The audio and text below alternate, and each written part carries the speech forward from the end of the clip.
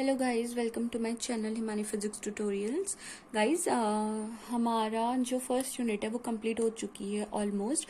कुछ जो टॉपिक्स हैं जो मैंने आपको डिटेल्स में नहीं समझाए हैं वो टॉपिक आज मैं इस वीडियो में डील करूंगी, तो प्लीज़ ध्यान दीजिएगा छोटी छोटी बातों पर। अगर आपको लगे कि कोई टॉपिक ऐसा है जो मैंने आपको नहीं समझाया है आप मेरी प्लेलिस्ट में विजिट कर सकते हैं। मेरे चैनल की प्लेलिस्ट पे इलेक्ट्रोस्टैटिक्स नाम से यूनिट जो प्लेलिस्ट है आप उस पर जाइए और सारी वीडियोस देखिए, हर वीडियो का एक्सप्लेनेशन देखिए। अगर आपको लगता है कि कहीं पे आपको नहीं आता है तो feel free to do comment and से, ठीक है।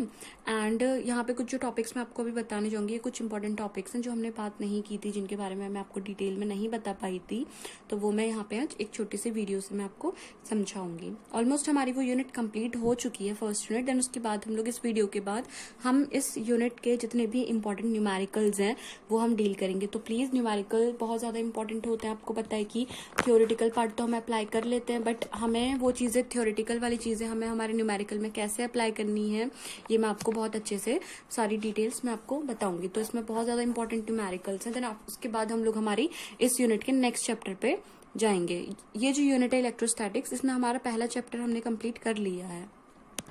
नेक्स्ट यूनिट होगी, उसमें हम लोग इलेक्ट्रोस्टैटिक पोटेंशियल एंड कैपेसिटेंस के बारे में पढ़ेंगे। अभी हमने यहाँ पे चार्जेस के बारे में पढ़ा है, तो देखते हैं कि हमारे इस यूनिट में जो हमारी चीजें छूटी हुई थी, जो हमने अच्छे से एक्सप्लेन नहीं की थी, वो हम यहाँ पे देखते हैं। तो पहला टॉपिक आपको अब दिख रहा होगा, जैसे कि वो है हमारा इलेक्ट्रिक चार्ज। तो इलेक्ट्रिक चार्ज क्या होता है, देखिए यहाँ पे एक इंपॉर्टेंट नोट्स की तरह भी आप इसे नोट डाउन कर सकते हैं। एग्जाम में आपको अच्छे से पढ़ने में आसानी रहेगी, ताकि आपके कोई भी डाउट्स यहाँ पे नहीं रहे। तो देखिए क्या होता है हमारा इलेक्ट्रिक चार्ज। हमने यहाँ पे मेंशन किया हुआ है कि ये हमारी क्या होता है, किसी बॉडी की प्रॉपर्टी होती है एक ऐसी, ठीक है, मटेरियल होता है, ठीक है। उस मटेरियल की एक ऐसी प्रॉपर्टी होती है जिसकी वजह से हमारा जो भी बॉडी होती है वो इलेक्ट्रिकल एक्टिविटीज पजेस करती है और उसकी कुछ प्रॉपर्टीज होती है। तो in simple words, it is the property of a material of a body, किसी बॉडी के मटेरियल की प्रॉपर्टी, ठीक है, जिसकी वजह से वो जो बॉडी होती है वो electrical activities and properties possess करती है ना, सिंपल। एंड इसके कुछ इंपॉर्टेंट पॉइंट्स होते हैं, वो पॉइंट्स हमारे जो चार्ज होगा, इलेक्ट्रिक चार्ज की बात कर रहे हैं हम, तो जो हमारा चार्ज होगा वो कैसे प्रोड्यूस होता है, transfer of electron from one body to another. जो हमारे इलेक्ट्रॉन्स है वो एक बॉडी से दूसरी बॉडी में क्या होते हैं, सिंपली ट्रांसफर होते हैं, ठीक है।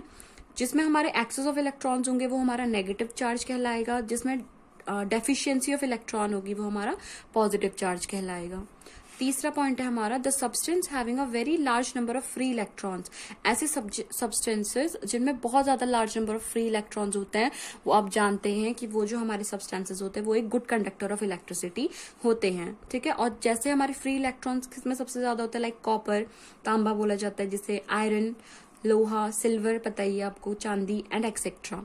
ऑलराइट, देन उसके बाद जो हमारा नेक्स्ट पॉइंट है वो ये कहता है कि सिल्वर जो होता है वो हमारा बेस्ट नोन कंडक्टर है, but due to its highly cost, ठीक है, इसकी कॉस्ट ज्यादा होती है, इस वजह से ये यूज नहीं किया जाता। इस वजह से जो हमारी नॉर्मल वायरिंग्स होती हैं उनमें हम कॉपर का यूज करते हैं instead of this silver. And this can be what, इनकी हमारी चोरी भी हो सकती है, इस वजह से क्या किया जाता है कि ये चीजें यूज में नहीं ला सकते। एंड येस, ये हमारा क्या होता है, सिल्वर, जितनी मात्रा में हमारी कॉपर पाई जाती है हमारी अर्थ क्रस्ट से, उतना हमारा सिल्वर नहीं पाया जाता। दैट्स वाई सिल्वर हमारा कॉस्टली एंड कॉस्टली है, तो वो हमारा जो भी हमारे ऑर्नामेंट्स होते हैं उन्हें बनाने के वो काम आता है, ठीक है। बट जो बेस्ट नोन कंडक्टर है वो हमारा सिल्वर है। The substance which have particularly no free electrons, हमें पता है कि ऐसे सब्सटेंसेस जिनके पास पर्टिकुलरली कोई भी फ्री इलेक्ट्रॉन नहीं होता है वो हमारे या तो इंसुलेटर्स कहलाते हैं या उन्हें हम अपने डाइलेक्ट्रिक बोलते हैं, ठीक है।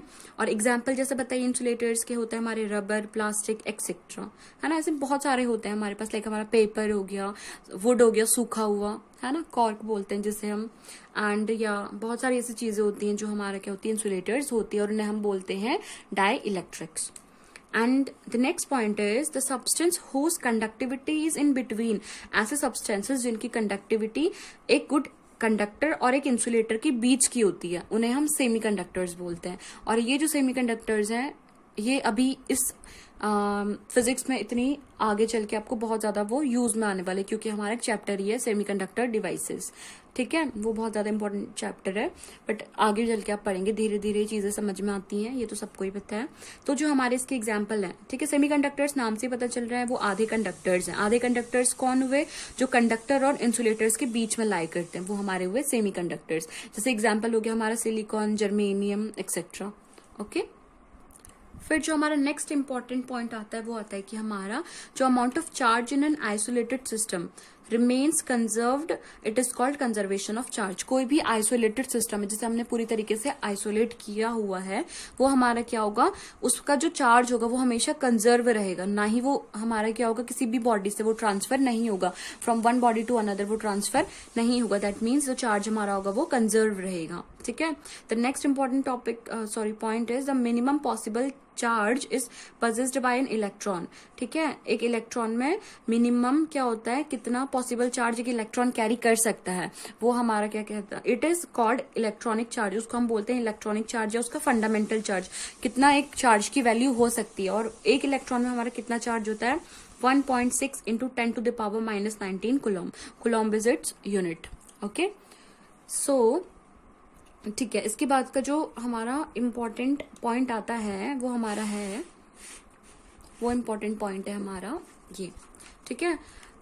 ये हमारा किससे रिलेटेड है पॉइंट, हमारा क्वांटाइजेशन ऑफ चार्ज से रिलेटेड है, ठीक है। तो वो हमें पता है, मैंने आपको अपनी वीडियो पे बताया था कि जो हमारा इंटीग्रल मल्टीपल ऑफ चार्ज और ऑन एन इलेक्ट्रॉन होता है वो हमेशा हमारा क्या होता है, एक होल नंबर होता है, ठीक है। वो फ्रैक्शनल नहीं होता कभी भी, वो एक प्रॉपर नंबर होता है, होल नंबर भी नहीं कह सकते, वो एक प्रॉपर नंबर होता है, ठीक है।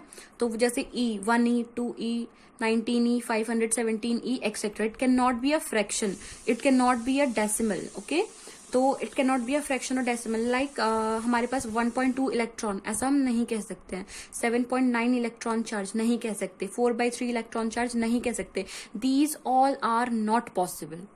ओके, देन उसके बाद जो हमारा नेक्स्ट पॉइंट है वो है the amount of charge is independent of the velocity of the particle unlike mass, ठीक है। जो हमारा अमाउंट ऑफ चार्ज होता है वो किसी भी इलेक्ट्रॉन पे, मतलब बॉडी पे क्या हो सकता है, कितना भी हो सकता है, वो डिपेंड नहीं करता है, ठीक है, पार्टिकल के मास। जैसे हमारा क्या होगा कि देखिए उसकी वेलोसिटी, अगर कोई हमारा मान लीजिए कोई ऑब्जेक्ट है, मान लीजिए ये एक हमारा कोई ऑब्जेक्ट है, ठीक है, इस पे हमारे कितने सारे इलेक्ट्रॉन्स होंगे और इस पे कितना ज्यादा चार्ज होगा, इसकी वेलोसिटी पे कोई फर्क नहीं पड़ेगा, ठीक है। जो हमारा अमाउंट ऑफ चार्ज हो गया वो हमारा इसकी वेलोसिटी पे कोई फर्क नहीं पड़ेगा, डिपेंड करता है इसकी वेलोसिटी पे तब फर्क आएगा जब इसका हमारा मास वेरी करेगा। चार्ज वेरी करेगा तो इसमें कोई फर्क नहीं आएगा, बट हमारा जब कोई उसका मास वेरी करेगा तो हमारा क्या होगा, इस पे फर्क पड़ेगा। कैसे, अगर ये हल्की है तो मैं इसे जिस भी वेलोसिटी से फेंकूंगी ये उतनी ज्यादा स्पीड से जाएगी, अगर ये हमारी हल्की है। अगर ये हमारी भारी है, मान लीजिए इसका हमने मास बढ़ा दिया, हमने इसे कवर अप कर लिया इसको, ठीक है, इसको लगा दिया, अगर हम इसे अब फेंकेंगे तो जितनी स्पीड से ये उस वक्त जा रही थी उतनी स्पीड से ये अब नहीं ट्रेवल करेगा, ये जो कैप है, क्योंकि इसका मास बढ़ चुका है। तो वेलोसिटी पे फर्क कैसे पड़ता है, जब उस पे मास का इंक्रीमेंट होता है, ठीक है। तो यही कह रहा है कि the amount of charges independent of velocity of the particle unlike mass, जैसे मास में होती है, ठीक है। और नेक्स्ट पॉइंट है हमारा whole of the charge given to a conductor resides on its outermost surface, none goes within it. जैसे मान लीजिए कोई हमारा कंडक्टर है, इसे आप कंडक्टर अज्यूम कर सकते हैं, ठीक है। चलिए मान लीजिए ये हमारे कंडक्टर है, ठीक है, ये हमारे कंडक्टर है। अगर मान लीजिए इसमें हमारा क्या हो रहा है, इलेक्ट्रिक करंट फ्लो हो रहा है, दैट इज चार्ज फ्लो हो रहा है, ठीक है। Electric current is nothing but charge per unit time. Unit time में हमारा जितना चार्ज किसी बॉडी से फ्लो होता है वो हमारा इलेक्ट्रिक करंट कहलाता है। मान लीजिए ये हमारी कोई बॉडी है, अब बात ये है, ये जो पॉइंट है हमारा, ये पॉइंट ये कहना चाह रहा है कि जो भी हमारा चार्ज होगा अगर वो हम किसी बॉडी को देंगे तो हमारा जो कंडक्टर होता है वो क्या करेगा, उस चार्ज को सिर्फ आउटर मोस्ट सरफेस पे ही उसके रहेगा। ये इसकी प्रॉपर्टी होती है कंडक्टर्स की, ठीक है। कोई भी चार्ज हमारा इसके अंदर से ट्रेवल नहीं करेगा, क्योंकि अंदर से ये हमारा क्या होगा, हॉलो होगा, ठीक है। जो भी सरफेस में होता है वो सरफेस चार्ज डिस्ट्रीब्यूशन होता है, तो कंडक्टर में चार्ज जो होता है वो हमारा सरफेस पे रहता है। ऑलराइट, देन उसके बाद हम लोग न्यूमेरिकल्स हमारे नेक्स्ट वीडियो पे डील करेंगे। देन उसके बाद जो हमारा टॉपिक है, शायद मैंने डील नहीं किया है या मेरी कोई वीडियो में होगा, वो जो टॉपिक है हमारा कूलॉम्स लॉ, जो कि बहुत इंपॉर्टेंट लॉ है। कूलॉम्स लॉ हमारा बहुत ही आसान भी लॉ है हमारा, ठीक है। अगर हम इसे ध्यान से देखें तो ये बहुत इंपॉर्टेंट और बहुत आसान लॉ है, ठीक है। तो हमने क्या किया, दो बॉडीज कंसिडर करी, ठीक है, दो चार्जेस कंसिडर किए, Q1 बॉडी नहीं charges, sorry, Q1 and Q2 दो चार्जेस हमने कंसिडर करे। हमने क्या किया, इन दो चार्जेस को आपस में r डिस्टेंस पर रख दिया। मान लीजिए हमारे पास क्या है, दो चार्जेस हैं, ठीक है, दो हमारे पास चार्जेस हैं, ठीक है। इन चार्जेस को हमने कुछ डिस्टेंस से रख लिया और ये डिस्टेंस हमने मान ली, ये डिस्टेंस हमने मान ली r, ये r डिस्टेंस पर हमने इन चार्जेस को रख लिया, ठीक है। जो इस वाले चार्ज की फोर्स होगी वो इस पे लगेगी, इस वाले पे लगेगी, और इसकी फोर्स इस पे लगेगी, ठीक है। तो इक्वल चार्जेस रखे हमने, और ठीक है, ये जो चार्जेस हैं वो हमारे क्या है, इक्वल है। तो Q1 से भी उतनी ही फोर्स लगेगी और Q2 से भी उतनी ही फोर्स लगेगी। Q1 वाला Q2 पे लगाएगा एंड Q2 वाला Q1 पे लगाएगा फोर्स, क्योंकि चार्ज है तो उसके आसपास क्या होगा, हमारा एक फोर्स भी जनरेट होगा। और इनके बीच की डिस्टेंस इतनी है और हमने इसे, इस पॉइंट को A मान लिया और इस पॉइंट को हमने B मान लिया। इसकी फोर्स F इधर की तरफ लग रही है और Q2 की तरफ से जो फोर्स लग रही है वो इधर को लग रही है। तो इसे हम कह सकते हैं कि फोर्स ऑफ अट्रैक्शन, हमें ये फाइंड आउट करना है। कुलॉम्स लॉ हमें ये बताता है कि इन दोनों के बीच में कितनी फोर्स लग रही होगी अगर दो चार्जेस हमने एक दूसरे के कुछ डिस्टेंस पर हमने अगर दो चार्जेस रखे हैं तो उनमें कितनी फोर्स लगेगी। कुलॉम्स लॉ हमें क्या बताता है, सिर्फ फोर्स बताता है। तो फोर्स ऑफ अट्रैक्शन क्या होगा, या तो इन दोनों के बीच में अट्रैक्टिव फोर्स होगी या रिपल्सिव होगी, डिपेंड करता है कि ये चार्जेस कैसे। अगर ये दोनों चार्जेस की पोलैरिटी सेम है, that is positive positive, then these two will repel. And if their polarity is positive and negative, और अपोजिट पोलैरिटी के अगर चार्जेस होंगे तो ये दोनों आपस में अट्रैक्ट करेंगे। बट यहाँ पे हमने कंसिडर करे हैं अभी पॉजिटिव सेम पोलैरिटी के, आइदर ये दोनों पॉजिटिव हो सकते हैं, आइदर ये दोनों नेगेटिव हो सकते हैं, ठीक है। तो फोर्स ऑफ अट्रैक्शन और repulsion between two point charges is directly proportional to the product of their what, product of their masses and inversely, sorry, जो हमारा मैग्नीट्यूड होता है चार्ज का, ठीक है, वो हमारा होता है directly proportional to the product of magnitude of two charges. वो मैं सॉरी ग्रेविटेशन लॉ पे चली गई थी, क्योंकि ये लॉ भी सेम है एज जो आपने ग्रेविटेशन चैप्टर पे पढ़ा होगा क्लास 11th में, law of gravitation, universal law of gravitation. वहां पे भी कुछ इसी तरीके का होता है, वहां पे मासेस होते हैं बट यहाँ पे चार्जेस हैं, ठीक है। तो ये चीज हमारी है, इसका मैग्नीट्यूड ये कितना अमाउंट का है, 1 2 3 4 वट एवर इट्स अमाउंट, और इसका कितना अमाउंट है, इनके मैग्नीट्यूड के प्रोडक्ट के डायरेक्टली प्रोपोर्शनल और इनवर्सली प्रोपोर्शनल होते हैं इन दोनों के बीच के डिस्टेंस के स्क्वायर के, ठीक है। तो क्या होगा, सिंपली इन दोनों के प्रोडक्ट पे Q1 इंटू Q2 एंड इनके मैग्नीट्यूड के product and inversely proportional to the square root of this distance.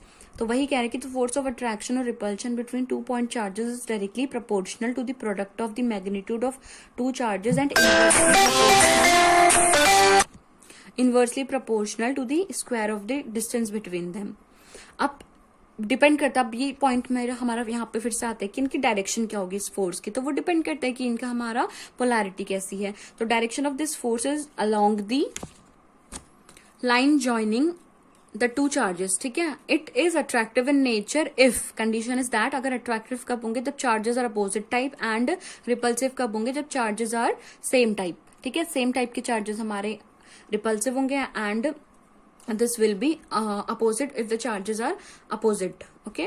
and so according to Coulomb's law क्या बोला था, force is directly proportional to product of this Q1 and Q2 and inversely proportional to the R square। तो this is all about Coulomb's law, ठीक है। अब बात आती है कि Coulomb's law अगर हमारा क्या है, जब वो दो चार्जेस हमने बात करी थी जो हमारा Q1 और Q2 चार्जेस थे, ठीक है, Q1 एंड Q2। अब बात आती है इनके बीच का जो मीडियम है, ये जो स्पेस है इनके बीच की फ्री स्पेस, इन दोनों के बीच का जो मीडियम है, अगर वो एयर होती है तो जो हमारा ये क्या होता है, हमें पता है कि जब हमारा कोई भी प्रोपोर्शनैलिटी कांस्टेंट हटता है तो उसके, सॉरी, प्रोपोर्शनैलिटी का साइन हटता है तो उसके बदले कोई कांस्टेंट आता है। यहाँ पे हमने वो कांस्टेंट मान लिया K, तो K Q1 Q2 upon R square. अब इस K की जो वैल्यू होती है वो होती है 1/4 pi epsilon not, 1/4 pi epsilon, alright. और ये जो एप्सिलॉन होता है ये होती है परमिटिविटी। परमिटिविटी होती है कि ये परमिटिविटी होती है कि इस एरिया से कितनी हमारी कोई भी लाइंस, हमारी फील्ड लाइंस क्रॉस कर सकती है, वो हमारी परमिटिविटी होती है, like permission you can say, ठीक है। किया आपके लिए, मैंने परमिटिविटी की डेफिनेशन भी समझाने के लिए वो किया कि जो हमारी परमिटिविटी होती है वो एबिलिटी होती है किसी सब्सटेंस की कि वो अपनी इलेक्ट्रिक फील्ड में कितनी इलेक्ट्रिक एनर्जी को स्टोर करके रख सकता है। और इसकी जो वैल्यू होती है वो होती है 8.85 इंटू 10⁻⁻12। ये होती है हमारी इसकी के की वैल्यू। ऑलराइट, तो फिर अगर हमारे इन दोनों के बीच में अगर वैक्यूम होता है, एयर होती है इन दोनों चार्जेस के बीच में, तो जो हमारा कुलम्ब्स लॉ होता है वो होता है F=1/4πε0। एप्सिलॉन की जगह पे एप्सिलॉन नॉट होता है, बट नॉर्मली जो के होता है वो होता है 1/4πε। ये जो के होता है ये होता है 1/4πε। अगर हमारा जो इन दोनों के बीच की जो स्पेस है उसमें अगर हमारा वैक्यूम या एयर होती है तो एप्सिलॉन की जगह पे एप्सिलॉन नॉट आ जाता है। ठीक है, अब देखिए नोट हमारे पास क्या है। नोट ये है कि 1/4πε नॉट की जो वैल्यू होती है वो होती है 9.0 इंटू 10⁹ न्यूटन मीटर स्क्वायर पर कुलम्ब स्क्वायर। ठीक है, ये हमारी स्टैंडर्ड यूनिट होती है इसकी, और ये होती है 1 होती है इसकी वैल्यू जब हमारा क्या होता है सीजीएस में होता है। ये जो वैल्यू होती है 1 होती है कब, जब हमारा सीजीएस होता है, तो 9 सेंटीमीटर स्क्वायर अपॉन जो हमारा कुलम्ब है। ठीक है, स्टेट कुलम्ब है। देन उसके बाद जो एप्सिलॉन नॉट है वो हमें पता है कि परमिटिविटी ऑफ फ्री स्पेस होती है। ठीक है, इसकी जो वैल्यू होती है वो हमने बात करी थी 8.854 into 10⁻⁻12 coulomb upon newton meter square. Alright, ये इसकी एसआई यूनिट होती है। देन उसके बाद हमारी जो न्यूमेरिकल पार्ट है वो हम बाद में डील करेंगे। अब हम बात करते हैं हमारा नेक्स्ट टॉपिक जो कि हमारा डाइलेक्ट्रिक कांस्टेंट, या इसे हम रिलेटिव परमिटिविटी भी बोलते हैं। ठीक है, के जो के हमने बोला था ना 1/4πε, वो हमारा डाइलेक्ट्रिक कांस्टेंट होता है। ठीक है, एंड डाइलेक्ट्रिक इज व्हाट, मैंने आपको बताया था जो इंसुलेटर्स होते हैं, ठीक है, वो हमारा डाइलेक्ट्रिक कहलाता है। तो वही है कि इसका मतलब क्या हुआ डाइलेक्ट्रिक कांस्टेंट का। तो ये हमारा कुछ नहीं होता, ये हमारा रेशियो होता है permittivity of the medium with respect to air और वैक्यूम। तो हम कह सकते हैं कि dielectric constant of a medium या रिलेटिव परमिटिविटी भी बोलते हैं ER या इसे एप्सिलॉन आर रिलेटिव परमिटिविटी। ये होती है हमारा एप्सिलॉन मतलब परमिटिविटी ऑफ द मीडियम, किसी मीडियम की किसके एयर या वैक्यूम के रिस्पेक्ट में। ये एक रेशियो होता है। It is the ratio of permittivity of medium to the permittivity of air या वैक्यूम भी हम इसे कह सकते हैं। ठीक है, और एयर के लिए हमें बताइए जो हमारा एप्सिलॉन होता है वो एप्सिलॉन नॉट होता है। तो इस कंडीशन में हम फिर से यहाँ पे अगर हम एयर वाली कंडीशन रखते हैं तो जो हमारा एप्सिलॉन आर या के जिसे हम बोलते हैं वो हो गया हमारा E0 अपॉन E0। एयर के लिए यहाँ से हमारा के आ गया, लेकिन अदर मीडियम्स के लिए के हमेशा 1 से बड़ी होती है। ये जो परमिटिविटी होती है ये हमारी 1 से बड़ी होती है। ओके, वाटर के लिए जो के होता है वो हमारा 80 होता है। ये हमारी नोन वैल्यू है, थ्योरेटिकली प्रैक्टिकली ये हमारी नोन वैल्यू है। देन जो हमारा नेक्स्ट टॉपिक है वो है कुलम्ब्स लॉ इन वेक्टर फॉर्म। तो इसे करने से पहले, कुलम्ब्स लॉ इन वेक्टर फॉर्म को करने से पहले हमें वेक्टर की कुछ बातें पता होनी चाहिए। जो हमारा आर कैप होता है, इसे हम कैप बोलते हैं, ये हमारा आर है। जो हमारा आर कैप होता है ये हमारा यूनिट वेक्टर होता है। ठीक है, तो जो यूनिट वेक्टर होता है वो होता है मैग्नीट्यूड ये होता है हमारा R vector upon mod of R vector. ठीक है, तो यहाँ से हमारा जो हमारा आर वेक्टर है, ये जो आर वेक्टर है ये हमारा कितना आ गया, ये इधर चला जाएगा तो R mod into R cap. ठीक है, ये यूनिट वेक्टर है। That is any vector can be represented by multiplying its magnitude. ये हमारा मैग्नीट्यूड होता है। ठीक है, जो हमारा मैग्नीट्यूड होगा उसका हमारा आर वेक्टर हमें निकालना है, तो उसके मैग्नीट्यूड को अगर हम उसके यूनिट वेक्टर से मल्टीप्लाई करते हैं तो हमारा क्या हो जाता है, वो वेक्टर हमारा आ जाता है। ठीक है, ये चीज हमारी यूज में आएगी इस वाले को कुलम्ब्स लॉ इन वेक्टर फॉर्म को करने के लिए। तो देखिए हमें क्या करना है, 2 पॉइंट चार्जेस कंसिडर करने हैं। ठीक है, Q1 एंड Q2 हमने 2 पॉइंट चार्जेस कंसिडर किए जिन्हें हमने पॉइंट A पर और B पर रखा हुआ है। ठीक है, और हमारे जो है इनकी जो पोजीशन है वो किसके रिस्पेक्ट में हमें देखनी है, ओरिजिन O के रिस्पेक्ट में देखनी है। ये हमारा ओरिजिन है। ठीक है, ओरिजिन O। अब देखिए फिगर में देखते हैं हमारा, देखिए ओरिजिन O के रिस्पेक्ट में जो ये वाला जो हमारा पोजीशन वेक्टर है, इसकी पोजीशन Q1 की पोजीशन R1 वेक्टर है पोजीशन वेक्टर, और इसका हमारा R2 पोजीशन वेक्टर है। ठीक है, तो अब हमें देखना है कि जो हमारा triangle law of vector addition होता है। ठीक है, ये हम इस तरीके से हमने कर लिया, इसकी ये हो गई, इसकी ये हो गई, और ये हमने इसे ऐसे लिख लिया। ठीक है, तो ट्राइंगल लॉ ऑफ वेक्टर हम इसे ऐसे इस तरीके का भी एरो बना सकते हैं, बट दोनों कंडीशन हम यहाँ पे अभी पढ़ने वाले हैं। तो triangle law of vector addition हम सबने पढ़ा हुआ है, R2 प्लस R12 है ना। ये देखिए जॉइन हमेशा हेड टू हेड नहीं होता है, एडिशन हमेशा हेड टू टेल होता है। ये इसका हेड हो गया, इसकी टेल हो गई, तो R2 plus R12 is equals to R1। तो यहाँ से R12 हमारा कितना आ जाएगा, R1 माइनस R2। है ना। और इसी तरीके से अगर हम इस वाले की बात करें तो ये कुछ इस तरीके से होगा, तो ये होगा हमारा R21, ठीक है। R21 प्लस जो होगा हमारा वो होगा R2 माइनस R1, है ना। ये दो हमारे पास इक्वेशंस आ गई। तो force on the first charge जो हमारा Q1 है, किसकी वजह से, ड्यू टू सेकेंड चार्ज, वो कितना होगा F12 से हम इसे डिनोट करेंगे। तो F12 is equals to 1/4πε0 Q1 Q2 upon R square into R12, ठीक है। इसका जो हमारा यूनिट वेक्टर है वो इसके साथ मल्टीपल हो जाएगा। देन उसके बाद हमें पता है, अभी हमने यहाँ पे स्टार्टिंग में सबसे पहले मैंने आपको वही चीज बताई थी कि जो पोजीशन वेक्टर होता है, सॉरी जो यूनिट वेक्टर होता है वो उसके पोजीशन वेक्टर और उसके मैग्नीट्यूड होता है डिवाइडेड बाय, ठीक है। तो यहाँ से हमारा F12 कितना आ गया, यहाँ पे हम वैल्यू पुट कर देंगे तो ये हो जाएगा 1/4πε0 Q1 Q2 इंटू ये अब हमारा R³ हो जाएगा। अगर हम इसकी जगह पे ये रखेंगे तो this upon this and this will become R³, ठीक है। तो ये R³ हो जाएगा, दिस इज R। तो सिमिलरली F21 जो हमारा 2 वाला 1 पे लगाएगा, ठीक है, जो 2 वाला 1 पे जितनी फोर्स लगाएगा वो हमारी ये है, ठीक है। तो ये होगी हमारी F21 is equals to 1/4πε0 Q1 into Q2 upon R square into R21। Again फिर से हम वही फॉर्मूला अप्लाई करेंगे हमारा R21 वाला, तो ये फिर से हमारा R³ 1/4πε0 Q1 Q2 upon R³ into R21। तो ये हमारा F21 हो जाएगा। देन उसके बाद हमें तो पता है कि जो हमारा R21 है वो नेगेटिव ऑफ R12 है, क्योंकि दोनों अपोजिट डायरेक्शन में है एक दूसरे की। तो F12 हमारा हो जाएगा, अगर हम इसे एक की ही फॉर्म में लिखें, या हम इसे R21 लिखें या R12 लिखें, डजेंट मैटर, बट हमारा यहाँ पे साइन, इसकी पोलैरिटी चेंज हो जाएगी। तो 1/4πε0 Q1 Q2 upon R³ into हमारा हो जाएगा माइनस टाइम्स ऑफ R12, ठीक है। तो ये हो गया माइनस टाइम्स, ये बाहर आ गया माइनस, तो 1/4πε0 Q1 Q2 upon R³ into R12, ठीक है। तो R12 यहाँ पे हमारा आ गया। अब देखिए यहाँ से हमें क्या पता चला कि जो हमारी फोर्स ऑफ 2-1 है वो नेगेटिव टाइम्स फोर्स ऑन 1-2 है। तो दोनों एक दूसरे पे क्या करेंगे, अपोजिट उतनी ही अमाउंट में एक दूसरे को चार्ज लगाएंगे और दोनों की फोर्सेस कैंसिल आउट हो जाएंगी। तो यहाँ से हमारा F12 is equals to minus times F21 आ गया, ठीक है। फिर उसके बाद जो हमारा नेक्स्ट टॉपिक है वो हमने प्रिंसिपल ऑफ सुपरपोजिशन, ये हमने हमारे यूनिट में हमने डील करा हुआ है।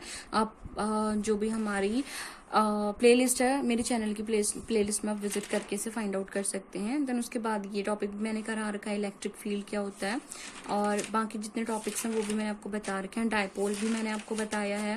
देन हम लोग कल नहीं, जो भी हमारी नेक्स्ट वीडियो आएगी उस पर हम लोग हमारे न्यूमेरिकल्स डील करेंगे। देखिए मेरे पास बहुत सारे न्यूमेरिकल्स हैं जो कि मैंने मेरे प्रॉपर नोट्स हैं ये, ठीक है, जो कि मैंने अच्छे से अपने बना के रखे हुए, मैं आपको सारे समझाऊंगी। तो प्लीज मेरे चैनल को सब्सक्राइब करें। अगर आप मेरे चैनल पर पहली बार विजिट कर रहे हैं तो आपको प्रॉपर हैंड रिटन नोट्स मिल रहे हैं।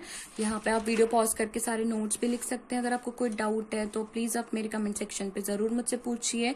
मैं ट्राई करूंगी, जितना भी होगा मैं आपको बताने की कोशिश करूंगी। Thank you.